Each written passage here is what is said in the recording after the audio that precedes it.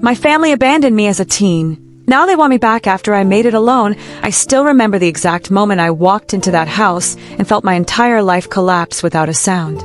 I was 17, coming home like any normal day, expecting noise, routine, maybe even a meal waiting or at least someone arguing in the background. But instead, there was nothing. Not just quiet, but a heavy, unnatural silence that made the air feel or already abandoned. Then I saw it, a folded note sitting on the kitchen counter as if it belonged there more than I did. My hands were shaking before I even picked it up, and when I finally read it, there was no confusion left, only shock. It said, "You'll figure it out." No explanation, no names, no goodbye, no love, nothing that even slightly softened the blow. At first, I almost laughed because my mind refused to accept it, like maybe it was a strange joke or some kind of test I didn't understand yet, but that illusion didn't last long. I opened drawers, checked rooms, closets, every corner of the house, and slowly it became clear everything important had already been taken. Their lives were packed up neatly, carefully, as if I was never part of the equation. And I kept asking myself the same question over and over again. What did I do to deserve being left like this? The truth is, I had been trying to earn my place in that family for as long as I could remember. At 13, I baked a birthday cake for my mother completely on my own, hands messy, heart proud, thinking maybe this would finally make her smile in a way that felt real. Instead, she looked at it for a few seconds and called it a disaster, like I had wasted her time. At 15, I spent weeks helping my brother study for his exams, staying up late, explaining everything patiently while he barely listened, and when he finally passed, he didn't thank me. He told me I acted like I was better than him and slammed his door in my face. At 16, I gave my entire paycheck to my father when he said the family was struggling, believing I was helping, believing it mattered, only to be later told I was useless when I asked about it. It was always the same pattern. I gave everything I had, and somehow it was never enough. I was useful, but never valued, present, but never truly seen. A week after they disappeared, I learned the part that broke something permanently in me. They hadn't just left emotionally, they had physically moved to another state without telling me. I found out from the landlord, not from them. The lease had been canceled early, and I had 7 days to leave the only place I had ever called home. There was no backup plan, no explanation, no safety net. I was 17 and suddenly homeless. For a few nights I stayed at a friend's place, pretending it was temporary, pretending I wasn't falling apart inside. But when that ended, I ended up sleeping in a rented storage unit because it was the only place I could afford. Cold concrete, dim light, silence that pressed against my skin every night. I showered at the YMCA when I could, ate whatever I could survive on, mostly cheap food that didn't require thinking. I applied for jobs in libraries on public computers, acting like everything was normal when nothing was. My first job was at a small diner, night shifts, minimum wage, cash paid under the table. The manager was strict but fair, not kind in a warm way, but consistent in a way I had never experienced before. She didn't ask questions about my life, and I didn't offer answers. Sometimes she let me rest in the back when I looked like I might collapse, and that small act of silence felt more human than anything I had experienced at home. I learned quickly because I had to. There was no one coming to rescue me, no one to fall back on. Every day became about survival, not dreams. I started watching videos about skills, money, business, anything that might move me forward even slightly. Slowly, things began to shift. A regular customer noticed my work ethic and offered me a small office job sorting documents. It paid better. I said yes immediately. That job led to another, and another after that. People began trusting me not because I was confident, but because I showed up consistently when others didn't. By my early 20s, I was freelancing. By my mid-20s, I had built a small consulting setup. Nothing glamorous, just persistence turned into stability. By my late 20s, I had a team working with me. And by 30, I had something I never thought I would see. Financial independence, stability, and a life built entirely without the people who once defined it.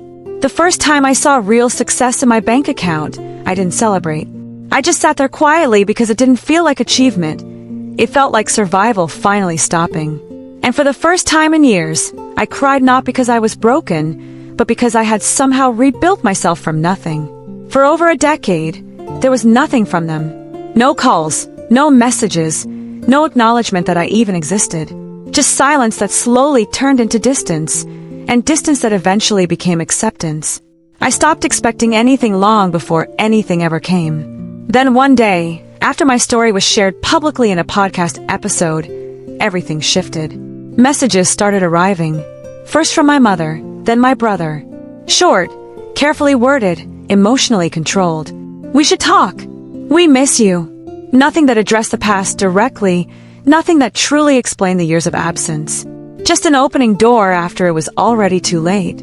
And for the first time in years, I had to decide not what I felt, but what I would allow back into my life. I didn't respond immediately to their messages because something inside me refused to react the way it once would have.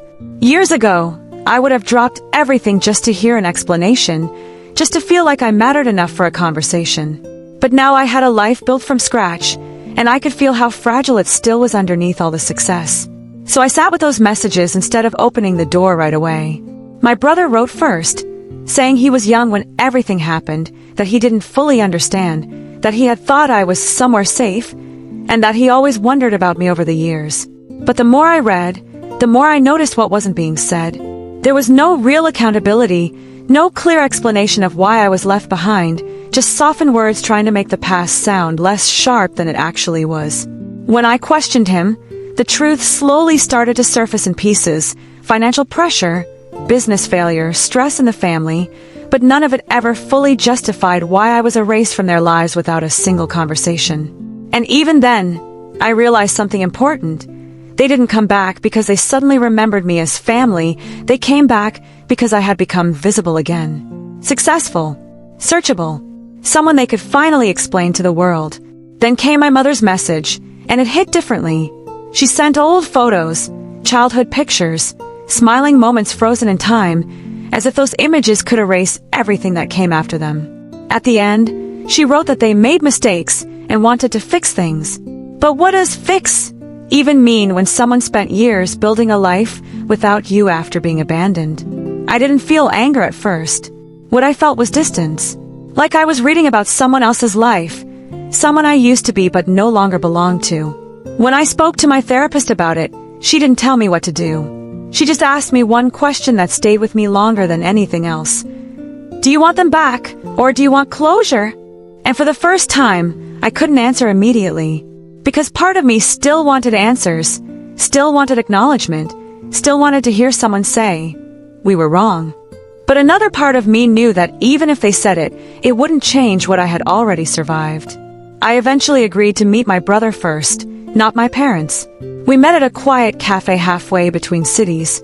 I expected anger, tension, maybe even closure. But when I saw him, all I felt was distance. He looked older, but still carried the same nervous energy. We sat down like strangers trying to pretend we weren't connected by something broken. At first, the conversation was light, almost empty, small talk that avoided the real reason we were there. Then he finally apologized, saying he was just a teenager, that he didn't have control, that everything happened too fast. But when I asked why no one ever came back for me, the silence that followed said more than his words.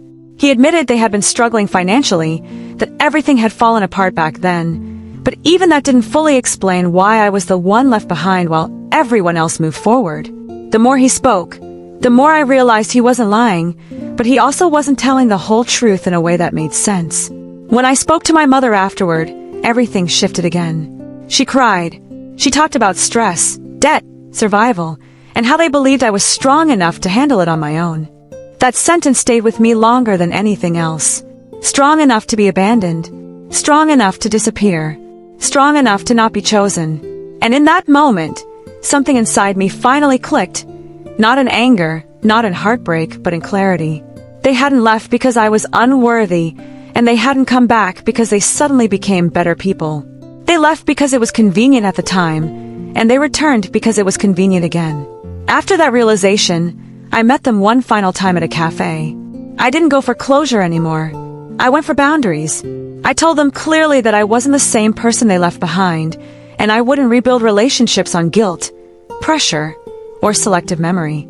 I told them I didn't hate them, but I also didn't owe them access to my life anymore. My mother cried again. My father tried to argue, but I didn't raise my voice.